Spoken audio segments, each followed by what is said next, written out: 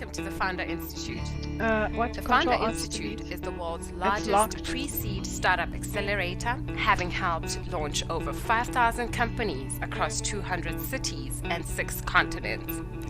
We help pre-seed entrepreneurs and teams get to traction and funding by establishing a critical support network of local startup experts that are invested in their success, and by providing a structured and challenging business building process that has helped our alumni raise over $1 billion. Leaders of the world's fastest growing startups have used the Founder Institute to raise funding, build a co-founding team, get into seed accelerators, generate traction, recruit a team, build a product, transition from employee to entrepreneur, and more. Hello, everybody. Welcome to the Founder Institute. Welcome to our webinar today about startup funding in South Africa. And what we want to talk about and really give you an idea on and get the conversation going on is startup funding. And we want to talk about how you go about getting startup funding. And we want to speak to the people who've done it, who've been around the block, who've successfully received funding, and they will be giving us the tips and tricks around startup funding. In the panelists, we've got Nadia, and we've got ID, and we've got Lavina. And I would really just like to give each panelist in our group to just give a short intro into who they are, what they do, and how they got their funding, right? Nadia, can I just start with you? Could you give us a brief intro into who you are and what you do? Thank you for joining us. Thank you so much for having me, and it's so good to see everybody again. And I'm so happy to be part of this Founder Institute network. It's a great network to be a part of. I'm sitting in Dubai. It's just past 8 o'clock here. Kids are in bed, so I have 2. So professionally, I'm the partner and co-founder of a majority Black-owned and female-led South African fund called Seed South Capital. We're building the fund to invest in early stage entrepreneurs. There's so much talent in South Africa, and we're hoping to build the fund and invest in these entrepreneurs to create opportunities for later stage investors. And in addition to Seed South, I sit on the board for Women in Tech, which is a global organization focused on empowering women in fields of STEM. And I care very much about how many women are funded and how many women sit on boards, because I feel the world is a little bit unequal right now. So that's my passion and my focus. And I work across Africa and Middle East. I specialize in investor relations, ecosystem building, strategic partnerships, and I have a background in B2B SaaS. Personally, I'm South African.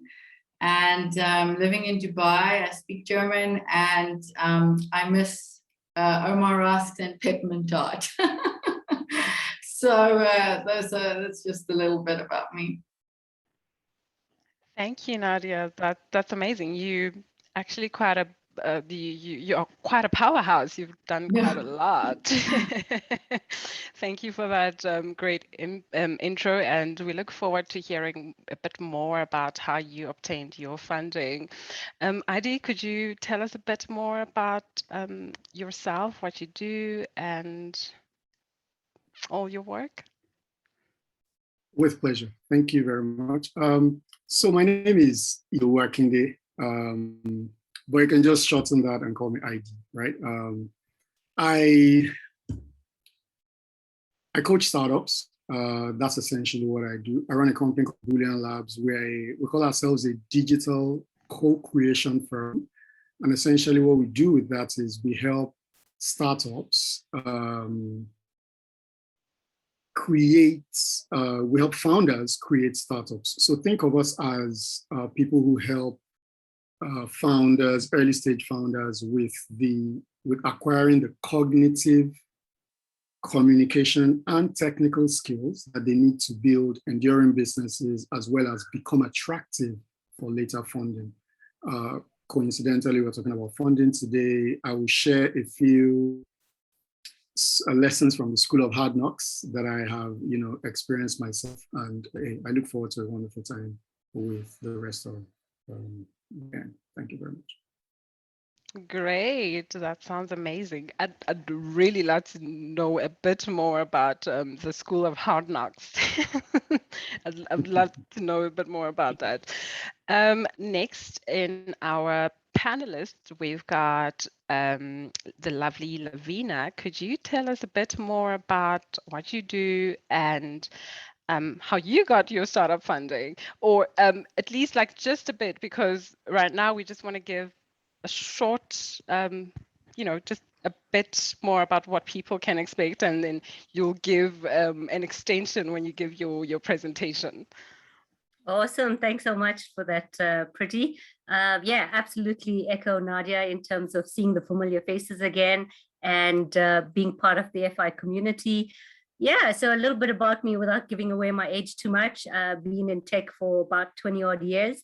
And yeah, so anything and everything around it, built ecosystems for about maybe the last 10 years or so when it comes to startups. That includes helping and mentoring startups and advising them together with the investment side. And I actually sit on 2 different funds for the investment side of it, one in Canada and one in America, and hopefully soon to start one in Africa. So yeah, very excited about that. Back to you.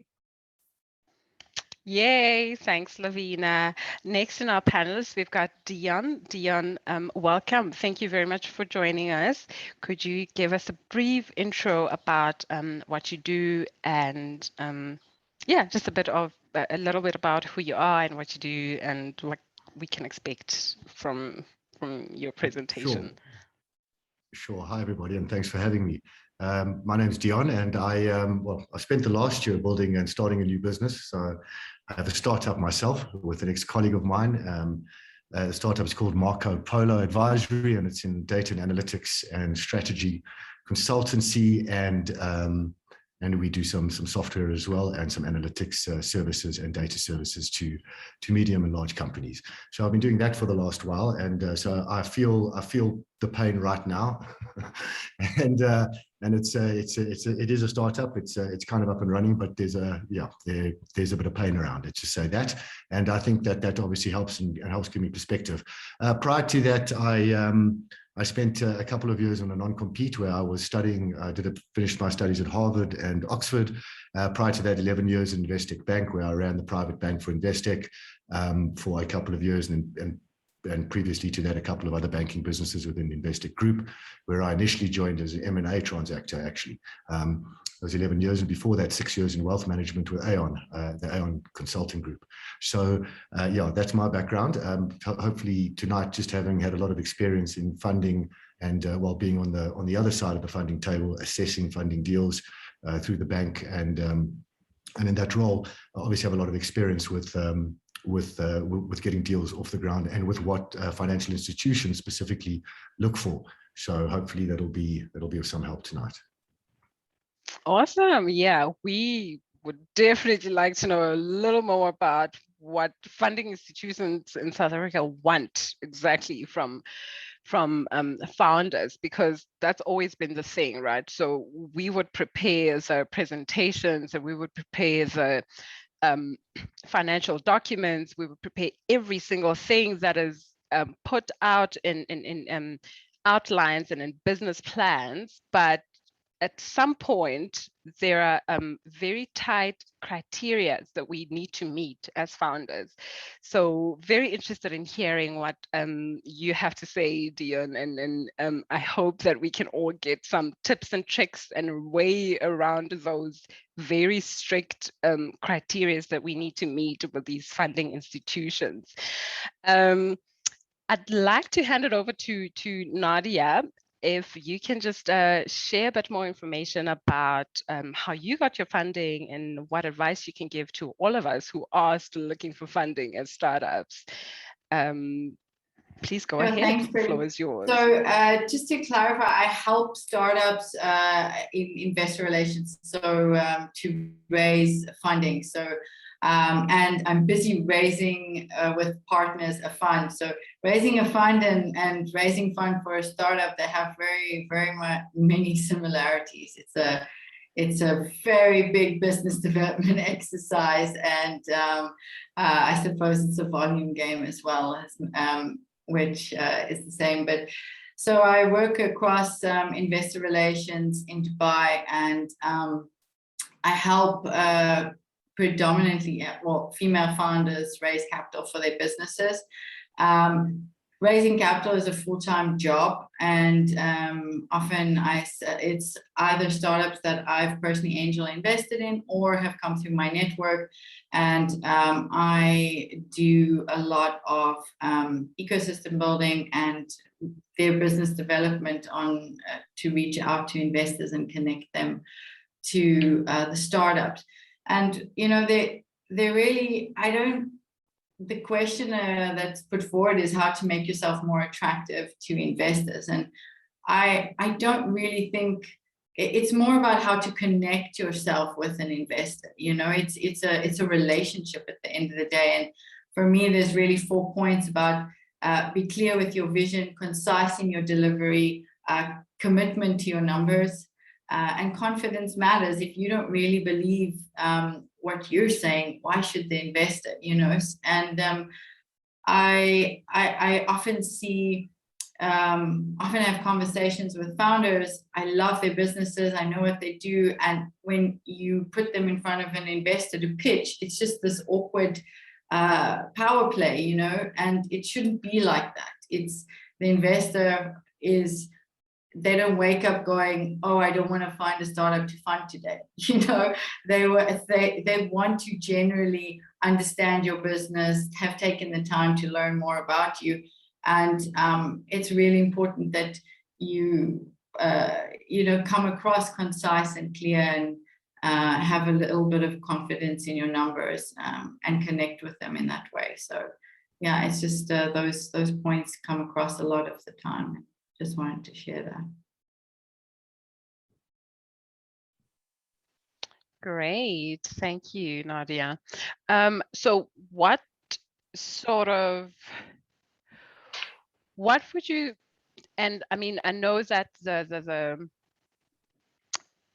delivery and probably even the types of startups that the funding institutions reply to or respond to are within various industries, right? Mm-hmm. But what would you say are the key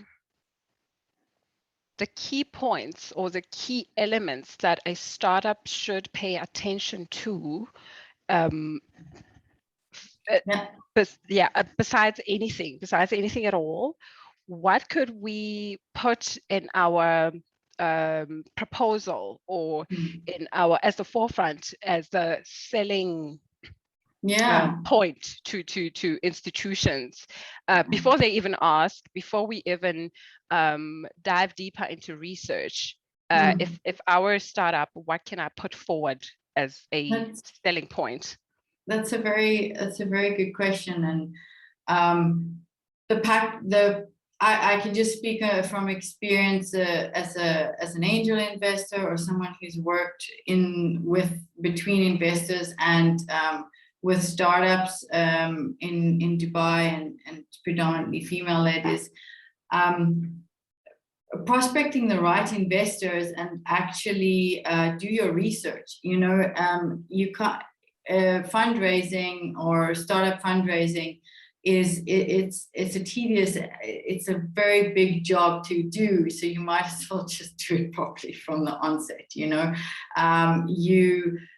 need to do your research about the funds you're contacting, look at the fund's past pipeline, portfolio, their investment thesis, their team, stalk them on LinkedIn, do your background checks, read the news, so that when you email them or personalized LinkedIn, it's personalized. The prospecting the right investor for your business, first of all. The spray and pray approach, spray the messaging out and then hope it lands, like pray it lands, doesn't really bode well. And investors understand that you're doing a business development exercise and that volume counts, but that personalized approach really does go a long way. And warm intros, check if you've got contacts who know or access. Otherwise, warm intros always work a lot better. And if it's a cold email, keep it short. And when you say what needs to be highlighted, ask yourself as a startup, what are you most proud of? What are the things in your business that are highlights for you, and that comes across to the investor too. A little bit of like 1 or 2 lines about what your business is about, why you're reaching out to that particular fund, and then what stands out for you. If there's news articles on you, if there's traction, doesn't have to be revenue, could be data points that you're really excited about. It's whatever is a highlight for you needs to come across as a highlight to that investor. And follow up and follow through is the other thing as well. Everybody's busy. There's so many channels that you're going at any given time. WhatsApp, Slack, email, LinkedIn. Sometimes the investor's not getting back to you because they actually probably haven't seen it. You just follow up, follow through, be consistent, and believe in yourself, I would say. But if you ask the question, what stands out, I would ask it back to the startup, what stands out for you, and highlight that to the investor. And in early stage, I really believe that there's a little bit of a disconnect between what I see here and what is believed to be early stage in South Africa. There's a lot of early stage is really particular. You shouldn't be having to present perfect decks. You shouldn't be having to present revenue. It's early stage in South Africa, or early stage in general, is just is a different ball game. And I don't think a lot of the funds and a lot of the institutions really understand early stage, what comes out of an accelerator, and that needs to change on our part. And for me, when I get a deck, I don't expect it to be perfect, and it's up to me as the investor to have a conversation with that startup and really understand the vision and the value prop behind that business. Great, thank you. Those are some great points. Thank you very much, Nadia. And everybody in the crowd, I asked the first question, and you're more than welcome to ask as many questions as you want. If you've got any question, feel free to post it in the chat, and we will just funnel it through to our panelists. Next, thank you very much, Nadia. Next, I would like to give the floor off to ID. Could you share a bit more about your expertise when it comes to startup funding, and if there's anything at all that we would need to especially pay attention to when it comes to applying for funding in South Africa? Well, in Africa. Obviously. All right. Thank you very much. Thank you also to Nadia for those very, very valuable points. If I left the call right now, I've learned something today. Thank you. All right. So I'd like to come at it from a slightly different lens perspective. I like to think of it as dating or matchmaking. Okay. So there's always the two sides, right?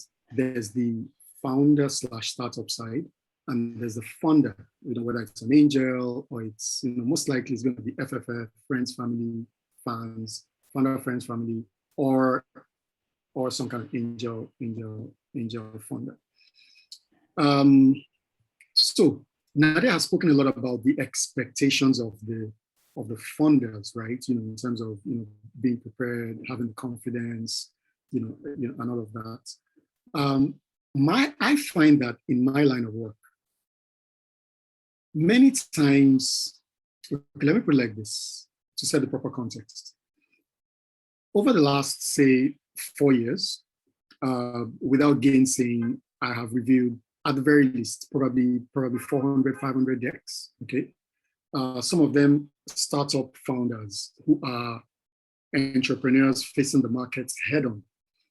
A tiny minority, a small minority of them are intrapreneurs. So they are entrepreneurs within corporates or enterprises, okay? So they also have some kind of venture development, innovation programs, and that kind of stuff. For instance, one of the biggest banks in Nigeria about 2 years ago set up a semi-autonomous unit, as a response to the threat of the fintechs that were, mushrooming all over the place. And they said, hey, we're going to set up this semi-autonomous unit. We're going to put young people in there. They have all these ideas. They have all this energy. They are in touch with the market, with the industry. Let them disrupt us internally before a third party disrupts us. All right. So in setting the context, I found that there appeared in this data set to be a set of attributes that are present in the teams, whether they are core startup teams or they are entrepreneurial corporate venture teams. There are a set of attributes that they possess, and those were the attributes that I alluded to earlier: cognitive, communication, and technical attributes, okay, that they possess. And almost like magic, if I were to plot a chart, you would just see a section of the data set that has these attributes, and they end up having companies that last beyond 5 years. And most likely they are also the ones that go on to receive venture funds. Not all of them, but most of them. One significant attribute, and I thought you alluded to it earlier, again, is that VCs, funders, experience a high inflow of requests, and so they have to prioritize. There is a certain proportion of requests that they receive that they respond to, because they can see signals that most likely these attributes, cognitive, communication, and technical attributes that we're looking for, exist in this person that has just sent this email. And so they feel encouraged to respond. Guess what? If you find yourself in that small minority, most likely, more often than not, you will be the one as a startup founder that is scrolling through requests from funders, whether they are angels or VCs, and you're making your pick, because these attributes are easy to spot. They are the things that the funders are looking for. Unfortunately, because like Nadia said, many of these founders are very, very early stage. And I used to be guilty of this mindset thing before I started to work very, very closely with them.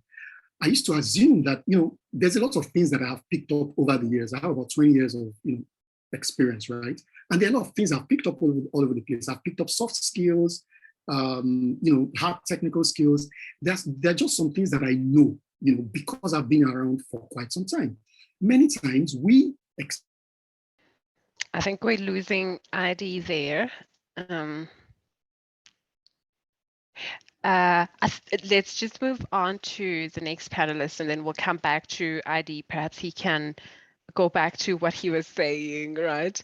He was just perfectly at the end of his seat, and I was leaning in. I wanted to, and now he's gone. Yeah, just at the sweet spot. Come back. Yeah. Okay, so he will just tell us the rest of his nuggets of wisdom when he gets back. Lavina, could you share your wisdom about startup funding and how do we go about this in South Africa? It hasn't been the easiest, because I've tried starting so many businesses, and I've tried applying for funding in so many businesses, and I'm still at it. So help us crack the code, please. Yeah, absolutely. So, we got to understand in this landscape that we talk about, foundations, we talk about development organizations, we talk about angel investors, and we talk about early VCs. And that's your landscape of the types of, people or organizations that you could possibly approach, right? That's the first thing. So understanding who you need to and at what point, it becomes really important. And then there's something that I call the alignment tool, the investment alignment tool. Now, that is something where you've got to match your business, the phase and the stage that you're in, together with what the investors are willing to offer.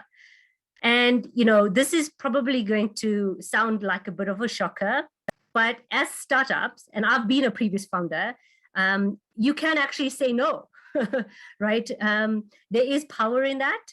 So, you know, I urge people to really go out and do research in terms of, you know, understanding who their relative investors are. Research, know who they are, know what do they generally invest in, know what the latest companies that they have invested in, how much, understand them as well as an individual, as a person, as much as a company that is investing in yours, right? So understanding that personality match and their impact, because a lot of today is about how much of impact can you make and at which shortest period of time. So, you know, having that in mind becomes really important.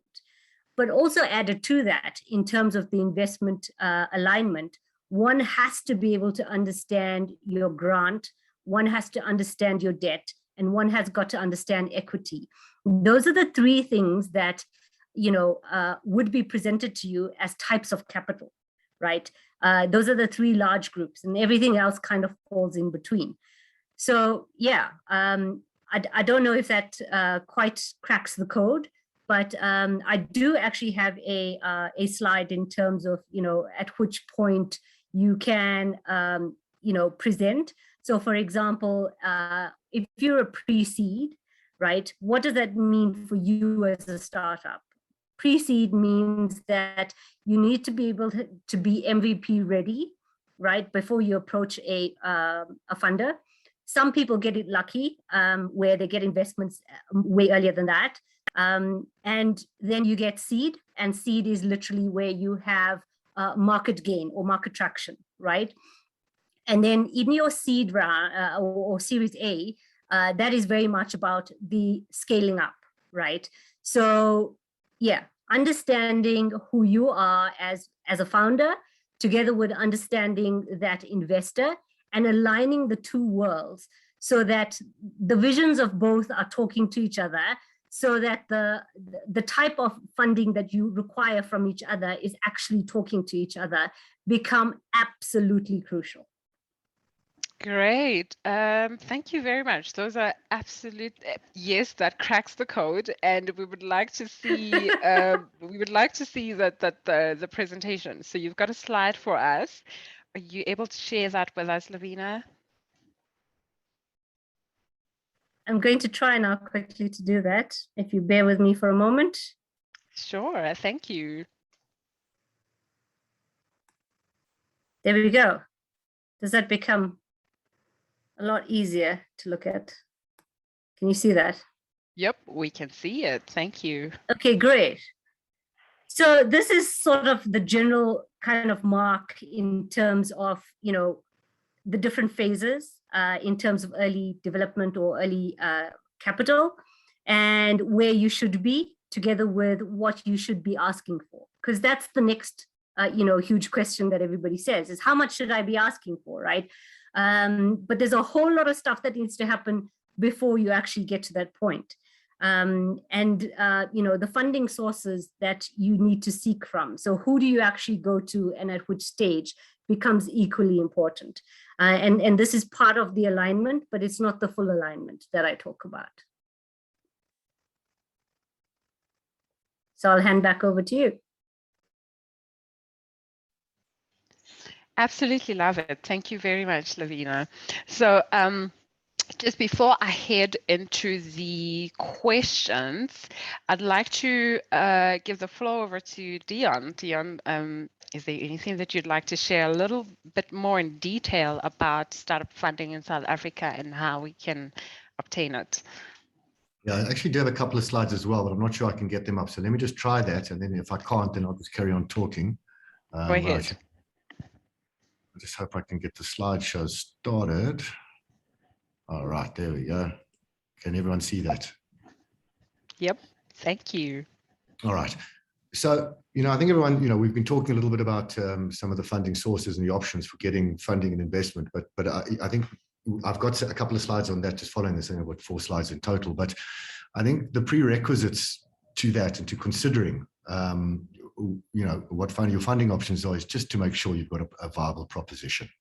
And there are different stages of a business, I agree, and there are different funders, as you say, whether it's very early stage and you've got an idea with a little bit of investment, not much else, then perhaps, and no revenue, and maybe you're a seed or pre-seed. I battle with some of these definitions as well because they all overlap each other, and we'll discuss that a little bit later as well. But what's really critical for me is before you're thinking about that, and one of the topics we wanted to cover was just the prerequisites. If you don't have a viable proposition, and a viable proposition is an objective thing, sometimes, well, it's rather a subjective thing. You may be convinced about it, and if you're not convinced about it, as Nadia said, then don't bother. Because if you don't believe in what you're doing and you don't believe in yourself, then what you'll find is nobody else will believe in you. And that's the first key. So I've seen a lot of, I've had quite a few sessions with guys who I seem to think that they have a viable proposition, but they really don't. And a viable proposition is something that works commercially, or that at least the idea works commercially. And that means that you can at least just draw a little diagram, even if it's 3 little pictures and 2 arrows, saying, this is what my product or service looks like. This is who I'm aiming it at. And this is how I will make money from it. And when I say make money, just show how one transaction works. Without that basic, and I've put their minimum viable proposition because, and let's just break that down a bit. A proposition is you've got a proposition for somebody, whether that's a service, a product. Maybe you've got a proposition for your future wife. But a proposition is something that you are proposing to someone, and they need to either take you up on it or not take you up on it. If you don't have a viable proposition, then really get that right before you even think about funding sources. And don't just think about it in your own head, test it on other people as well. So you need to believe in it, but it's not good enough that only you believe in it. Test it on people who are your potential clients, and test it on people who have some knowledge in the business, on the business stage. And then, as to stage, I think the stage of an investment in an idea is sometimes where you are in your product or service development as much as it is where you are from a revenue perspective. Because if you're going to build out a digital or a fully automated proposition, then really you're probably going to have to, well, you are going to have everything in line before you switch on a button and you're taking digital customers. You don't have time to interrupt that process. It may be in beta and you may be improving it along the way, but if you launch it, it needs to work. And particularly from a digital perspective, you're not competing against other South African startups. You're competing against Netflix, you're competing against Apple, and you're competing against every big guy in the world. Make sure that your experience can at least aim to be as seamless as theirs, and make sure that your product or your sales cycle actually works, not just in theory, but that you're certain it works in practice. And then I think, I've said it as well there, what investment have you put into your business? I think whether it's a seed fund, an angel investor, anybody, friends or family, people are very reluctant just to invest in an idea that you tell them about one night. It needs to be a little bit more than that. I agree. I don't think you need to have financial projections and 5-year cash flows at a very early stage, but you should at least be able to show what kind of target audience you have, what your product or service is, what some potential revenues are. And if you can't demonstrate that and get some objective feedback on that, then you need to go back and keep on doing that until you decide to go for funding. And then, with regards to that, I've said, what funding stage do you think your company is in? Because it's not, I think Lavina's guide is very accurate. It shows you kind of what revenues guys would put for seed, early seed, so on and so forth. But what's important for you to decide is, am I at a seed stage? Maybe I'm actually later than seed because really I don't have a lot of money and I don't have revenues yet, but I've actually invested in this. I've put a bit of money in, I've put time in, I've maybe got some kind of wireframe that I've built, and I can demonstrate something behind this. Then it's more than just an idea. And so, generally what we're speaking about is startups, and we're talking about, again, very difficult. And I have, a lot of colleagues. I worked in the bank, but I have a lot of colleagues who worked in VC funds. As you said, these guys can look at 1,000 applications within, in a week, and they kind of just toss them away. Attention span very small unless it grabs them, they're kind of throwing the stuff away. And from 1,000 applications, they'll probably pick 30 to 40 and take those to the next stage. So, you need to have a great idea, but you need to be able to articulate it and maybe visualize it before you go for this funding stage. Let me just go to the next slide. So yeah, this is not to confuse you. This is just to show on the left there. These are just some of the venture capital funds that are active now, maybe the top 50 on the left, and on the right-hand side are some of the private equity funds. There are all these different sources of funding that we talk about. There's venture capital and private equity, friends, family, angel investors. There's government finance and development capital. Give you some examples of that, venture capital firms, maybe guys like, some of Sigma and Rockport Capital that you might have heard of. Private equity players consist of bigger firms, Bain, BCG, KPMG, the audit firms, and the banks playing private equity. But there really are, these are just a few. There's a whole thing around impact investing right now, which goes across institutions. If you have a business idea or a startup idea that you can believe can make a social or a economic or obviously a climate impact, that is huge. And you can get impact investors to come in on there. So there are so many different funding sources. And sometimes to decide where you are at a stage really should indicate where you go to. And so I think this follows on quite nicely from what Lavina said, in that there's the different funding stages coming down. So there's a seed funding, early, late, mature, and one that you hope you never get to, which is distressed, because that also happens, and you need funding when you're under stress. So, very much from a seed perspective, family and friends, angel investors, and VCs.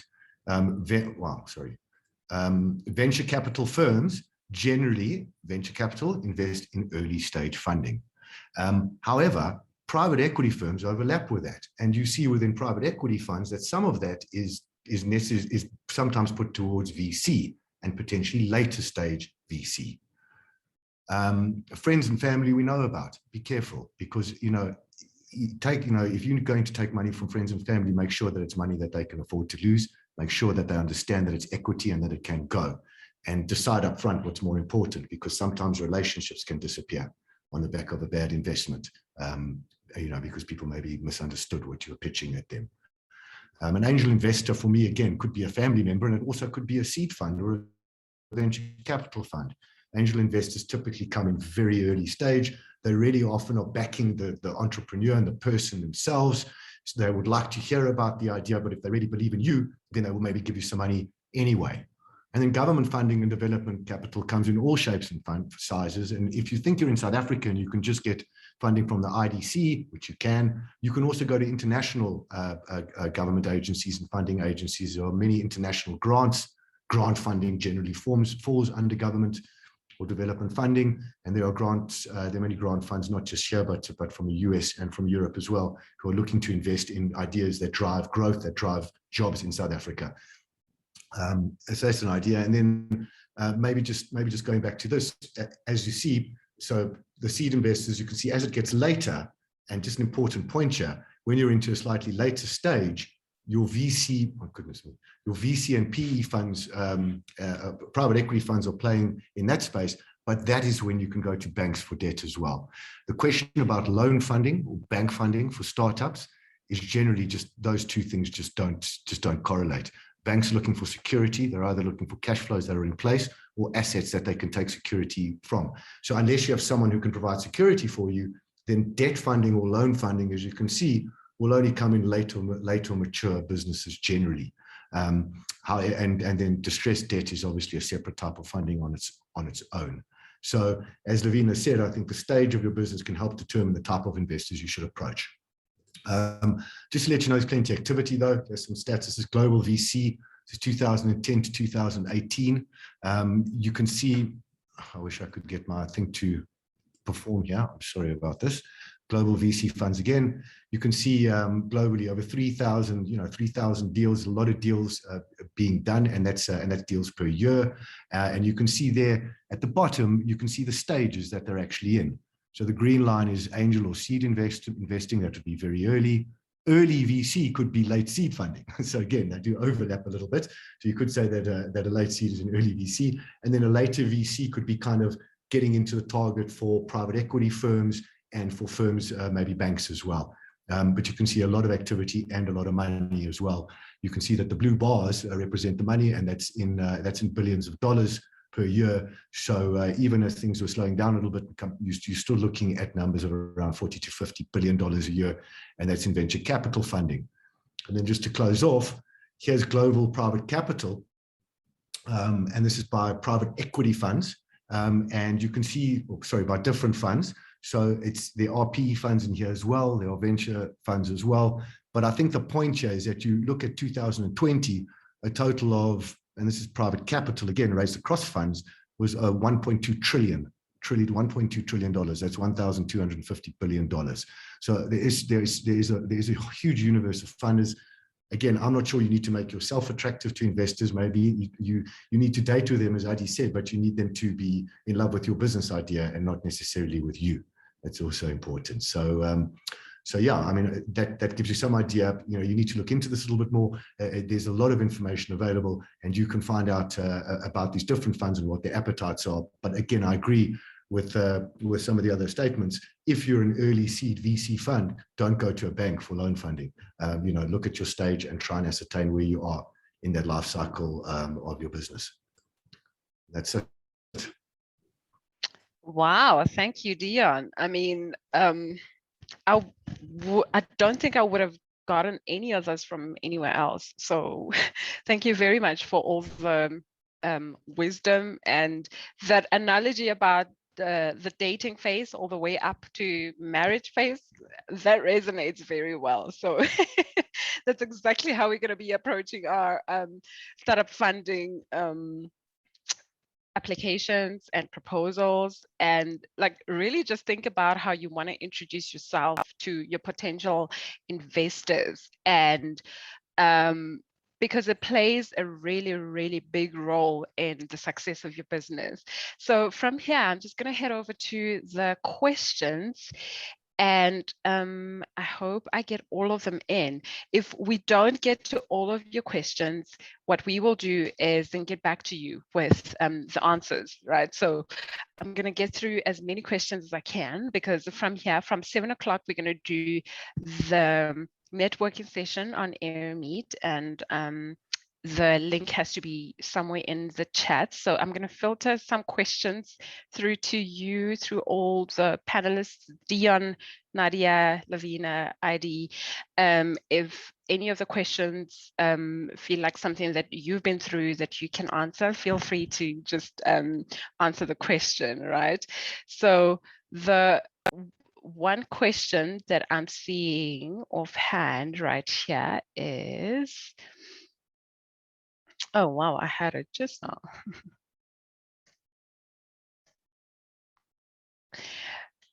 What is your view on Seed Camp? So if any one of you have an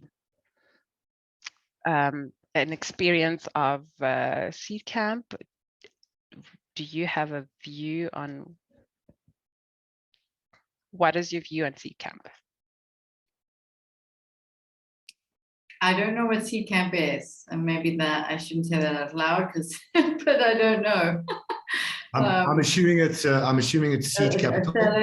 Accelerator. Yeah, it's a European Seed Capital Fund. Ah, right. If any of you are familiar with Seed Camp, I've also just recalled that ID. So as ID was about to say something very important, he got cut off. So I'd like for you to finish off what ID was talking about the attributes that stand out, and then the cliffhanger. Yes, please share the rest of that, because you were about to get to the juicy part and you got cut off. Yes, I did. All right. So yes, quick disclaimer, I also haven't heard about Seed Camp, but back to that conversation. So it just so happens, again, all of this is data driven. I wish I could share, but I don't have them properly formatted and properly prepared. When you look at the data set, you see attributes that strongly correlate with people who build, well, teams. I always like to use the word teams, sometimes solo teams, sometimes 2 to 3 to 5 teams of innovators who possess these attributes, they build enduring businesses, and then they are what the VC family or the VC community calls investor ready, okay? And that's a separate conversation. So observing these attributes, I then had, I have this community of VCs that I interact with through a partner organization called Get Funded Africa. And I got talking with, one of them, and I had to ask that, please, can you define investor readiness? And lo and behold, they defined those exact same attributes that I had observed. And again, looking at it from the perspective of either the startup founder or the founder, it makes sense to think about it like this. So this VC explained that, put yourself in my shoes. I am always playing a chess game, okay? If startup team A comes to me asking for an investment, and startup team B comes to, for instance, Nadia, okay, no particular order here, okay? And Nadia is also a funder, okay? Unknown to both of us, both startup teams are going to go head to head in the same markets, in the same space, okay? With the same type of product. Who do you think, which of those teams do you think stands a chance to win on the long run? So the VC or the funder is always thinking, my money, if I deploy my money into your team, what I am doing is that I'm placing a bet on you and I'm putting you into a ring, right? A boxing ring, a wrestling ring, a competition ring. What's going to happen is there's someone else. I better hope that that other contestant does not have a better set of cognitive communication and technical skills than you have. And so I should be optimizing for as many of those attributes as possible. Okay, so that's exactly the kind of mindset that I help startup founders with. Like I said earlier, I have some experience working with people across the continent, South Africa, Cape Town, Uganda, Ghana, Kenya. I know that you want to know what those things are. So number one, value proposition design. I have come to be more accommodating and slightly less, more forgiving, more accommodating, because back in the day when I used to interact with this demographic, I used to be really, really, really expectant. Hey guys, how can you not know about what is called a value proposition canvas? How can you not know what's called a business model canvas? How can you not know what is a traction roadmap? How can you not know what's a lean canvas, right? But I had to start to lower my expectations and understand, like I explained earlier, that many of them haven't picked up these things the way many of us on this panel have picked up these things in our career trajectories. So that's the purpose of this coaching program, to help them not just cram and regurgitate, some kind of template that they downloaded from the internet, but to help them build the muscles and be able to put together a solid business model canvas, and based on market dynamics, competitive action, market feedback, customer feedback, mix and match, vary the elements, the components of that BMC, move them around, because it's a living document, right? And it's the same thing for many of those types of attributes. Yes, some of those attributes that I described gets articulated or expressed as documents or artifacts, like I mentioned, but not all of them. So usually there's some kind of flow. You usually start with, like Deon said, defining your value proposition. Who are you selling to, and what are you selling to them? Why do you assume that what you're selling is so compelling that someone will exchange money for it? It's one thing to walk up to me and sell a concept to me. As long as there's no money exchange, I can agree with you and walk away. We can have an agreement, right? But usually people need some degree of personal conviction and connection to exchange money. And so something needs to be, your value proposition needs to be sticky, needs to be compelling, needs to have that theory of change component to it. So that's value proposition. You move to designing a model around that core value proposition. Then you move to solving for problem solution fit. Then you move to solving for product market fit. Then you move to solving for scale, because you really, really want to scale. Now, this is where, again, a lot of early stage founders trip themselves up, because scale is a problem for people who have passed value proposition, business model canvas, problem solution fit, product market fit. You really don't worry about scale until you have solved product market fit, right? But you hear many early stage founders worrying and obsessing about, hey, how am I going to scale? How am I going to scale? Yes, it's important to think about these things early on, but don't obsess about them too early, right? Because you will have your time. It's like being in university and worrying about your year 4 curriculum when you haven't mastered year 1 curriculum. So just in a nutshell, that was what I was about to share. I hope it is useful, and it's as useful to this audience as it has been to the people that I've worked with. Amazing. Thank you so much, Idy. So I'm just gonna hand over to, because I'm looking at the time, right? Because we still need to go through the whole networking thing. We want to get to know each other. We're going to go see who was all in the participants groups, and we just want to network. Okay, so everybody, Nadia, Idy, Lavina, Deon, I don't think anyone would have received this kind of value anywhere else. And I'd like to thank you for your presentations and all the value that you've just brought on today. And I hope that everybody in the audience can see how much work you have to put in before you even go approaching people, asking for funding, approaching organizations for funding. And I really deeply appreciate your presentations and your nuggets of wisdom. So I'm going to go over to the questions and answers. Questions, and let you answer.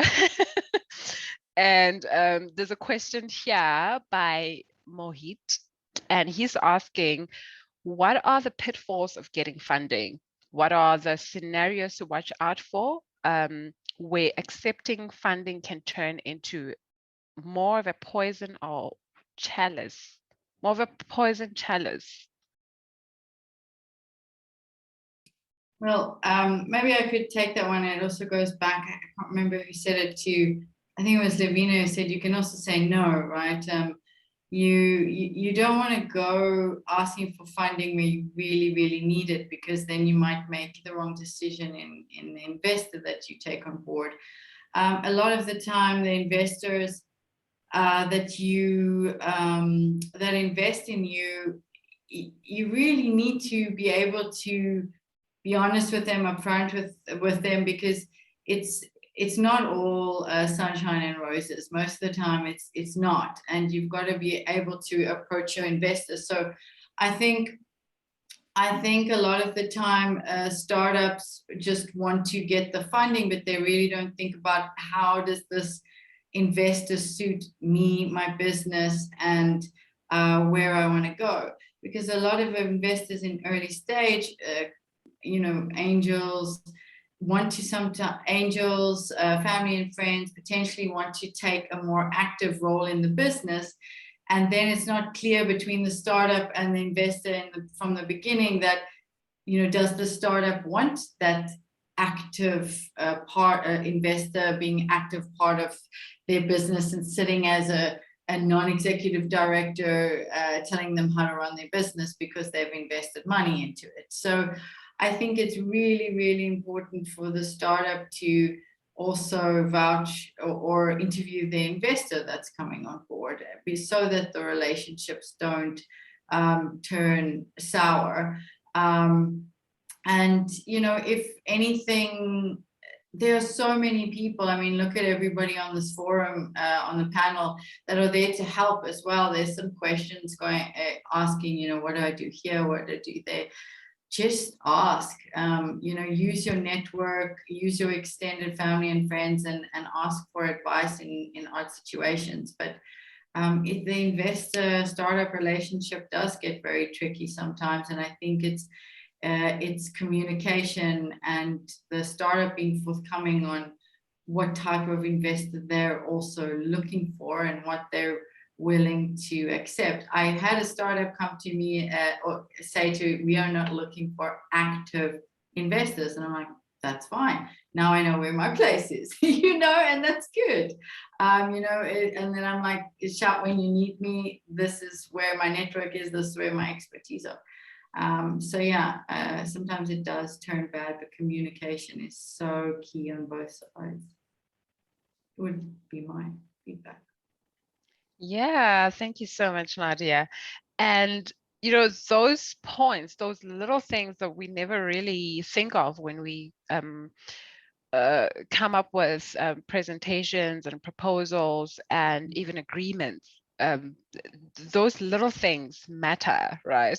It's very important to lay out which position you want your investor to take. Right. And thank you for that, Nadia. So the next question that I have is from Eduard, and he's saying, Eduard, I hope I'm saying your name right. He says that interestingly, I noted Deon's buyout percentages. Can Deon please elaborate on this marker and what influences his rate? Well, I wish that was my rate, but I'll share those slides. And that source, that is not my slide. That source of that slide I think you're referring to is from, it's actually from Bain, and I will share that reference and that link. That's effectively the data that just goes back and shows you the historical percentages, and all kinds of things drive that. The market drives that, the appetite for different investments drives that, and it's very dependent on I think a lot. First of all, how many great investments are coming up, and how many good ideas are there, but also who's there to fund them.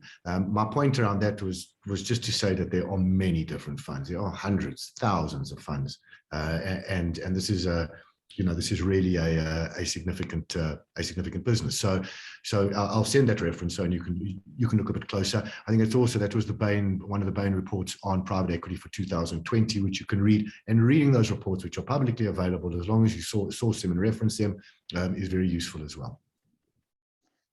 Awesome. Thank you very much. So we are minutes away from our networking session, which I'm really excited about, because I'd really like to see all these people that are our audiences that like to get to know everybody. Just one last question before we head off.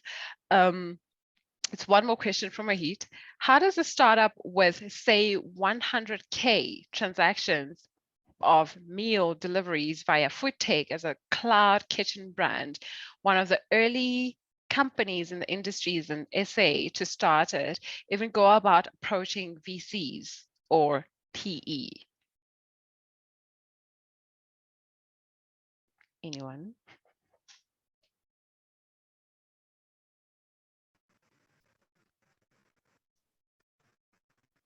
So how does a food tech startup go about approaching VCs? In I think in essence, that is what Mohit is trying to say. No. Well, I think your approach, again, I think we're talking about the idea and the commercial viability of that idea. Yeah, you approach it in the same way. Yeah, sorry, apologies, sorry, did I butt in? I was going to say you'd approach in the same way, with the same business pitch and the same commercial model, and you wouldn't go to a technology fintech startup fund that focused on AI, to go and fund that. You'd go to, and again, this could also be part of, if your food is sustainable, if you're doing something healthy and something worthwhile, you can go to impact investors, you can go to VC funds that very much focus on the food and beverage sector as well. And your approach is the same. It's got to have the same. It's got to be a great business idea that's commercially viable. Fantastic. Yeah, I would just add to that, if I could. That would be very much, as much as we have tech that works abroad. You got to be able to localize it and test it and be able to prove to the local investors that it actually works, right, within the local markets. That is number one. And it's like, no matter which part of Africa you go to, that is so super key. So that's definitely off the bat. The second bit for me would be very much around understanding what particular niche you're bringing in. So as much as, we don't like the copy paste scenario, but also understanding the market in which you're serving your product to, and understanding what that niche is that you want to then be able to deliver becomes extra important. And, for example, I think I wrote an article recently for IT Web, which was around food trucks and the mobilities around it, right? And where the trends are going in terms of where to next. So, we talk about shared kitchen spaces, and we talk about, mobile food at restaurants, no matter where you go. So, things are changing a lot in the space, but it's where you position yourself together with the localization of how applicable your solution is. Yeah, thank you very much for that, Lavina. Thank you, Deon.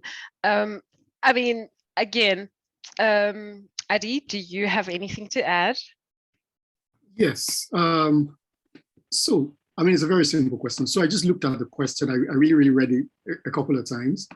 And I just like to ask the person that asked that question, why, right? Why do you want to, because I think you need to answer the why, okay? What's the problem that you are currently facing? So you have traction, right? It's obvious from your question. Sorry, I'm trying to look that up. It's obvious from the question, you have 100K transactions. You're one of the foremost brands. So there's something working for you. What is it about the current set of circumstances, of that startup is not working, and you've troubleshot that circumstance to the extent that you've determined that funding is part of the solution to the current set of circumstances, problematic circumstances, right? So is it possible that you don't even need funding? And that's why I would throw back the question to this asker. Why are you even considering VC or PE? Why are you even considering funding? You sound like you have something going for you. What is it about what you have that is going for you? Have you run out of cash? Does running out of cash signify that you're selling a lot of credit, or your cash flow is just not synchronized? There's a lot of ways that this could go. So that's just the thought that I wanted to throw into the mix. Thank you very much. Thank you, Adi. That is actually a great point, because there has to be a reason why we do what we do, right? There has to be a beginning, there has to be an origin, and your why has to be the answer to something around us that will be a solution in everything that we live through, right? So a solution to our social everyday problems, a solution to our everyday environmental problems. So your reason for asking, your reason for going through to a VC for funding has to be the answer to the problem in what we live through. So without causing a further delay, I would like for us to all go through to the networking session, and also really just thank our panelists, Deon, Nadia, Lavina, Idy. Thank you so much for this wisdom. I've gone through so many startup programs. I've attended so many sessions about funding, but what you share is your personal experiences, and I don't think that people like anyone else has gone through any of this. And that's also one of the things that we offer as the Founder Institute, is that we've kind of handpicked the best of the best in South Africa, in Africa, by that, mentors and investors and even co-founders that can help you along this way. You know, as an entrepreneur, as a person with a business idea, the Founder Institute is sort of like your go-to if you have a business idea, right? So let's all get together and get to know each other. We are having a networking session on AirMeet. The link has to be somewhere in the chat. And any question that was not answered, we will answer through blogs, through social media posts, through all the content that we will be creating throughout the upcoming months, weeks, days.